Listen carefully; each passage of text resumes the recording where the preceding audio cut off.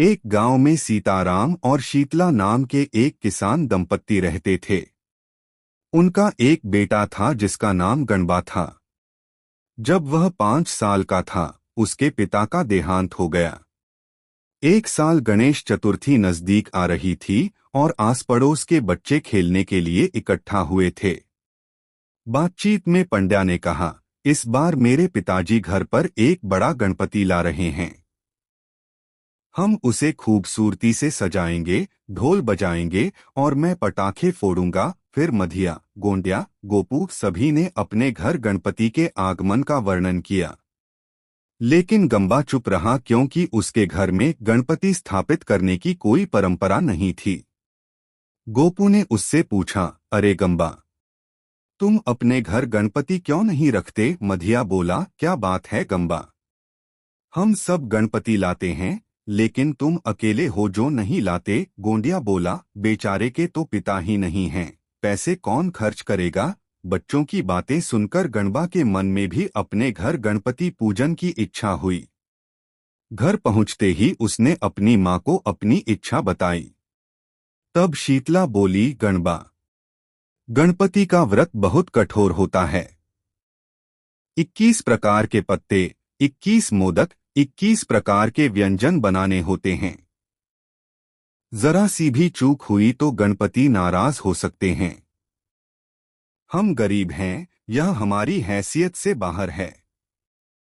जिद मत करो। लेकिन गणबा बोला, माँ, तुम्हारे पास कितने पैसे हैं, जरा बताओ। शीतला बोली, सिर्फ 3 पैसे। यह सुनकर गणबा ताली बजाकर नाचने लगा। फिर उसने प्यार से कहा, माँ, एक बात बताऊं, हमारे पास 3 पैसे हैं ना।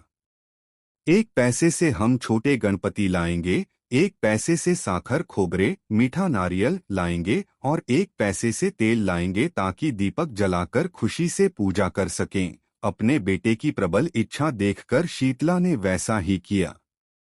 रात को सोते समय गणबा ने कहा, माँ, गणपति अभी बहुत छोटा है।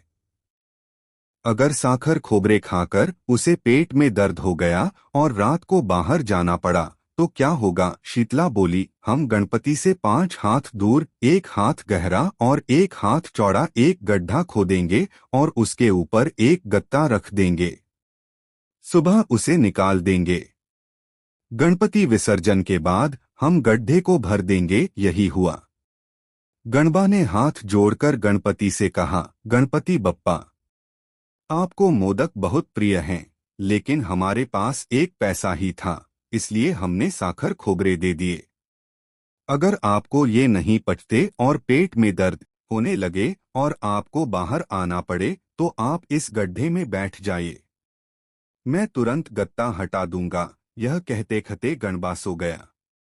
वह बीच बीच में डर के मारे जाग जाता और गड्ढे के ऊपर रखा गत्ता हटाकर देखता। रात भर में उसकी 5 बार नींद खुली। गणबा का प्रेम देखकर गणपति को दया आ गई। उन्होंने गड्ढे को मोहरों, सोने के सिक्कों से भर दिया। छठी बार जब गणबा उठा और गत्ता हटाया तो उसने कुछ अजीब देखा। उसने पहले कभी मोहरें नहीं देखी थीं। वह तुरंत अपनी मां को पुकारने लगा। शीतला जब वहां आई और मोहरों को देखा तो उसका हृदय प्रेम से भर आया। उसने गणपति से कहा, देव, आप कितने उदार हैं। हमने आपके लिए केवल 3 पैसे खर्च किए और आपने गणपति को जीवन भर के लिए पर्याप्त धन दे दिया। हम आपका कितना धन्यवाद करें। बोलते बोलते उसकी आंखों से आंसू बह निकले।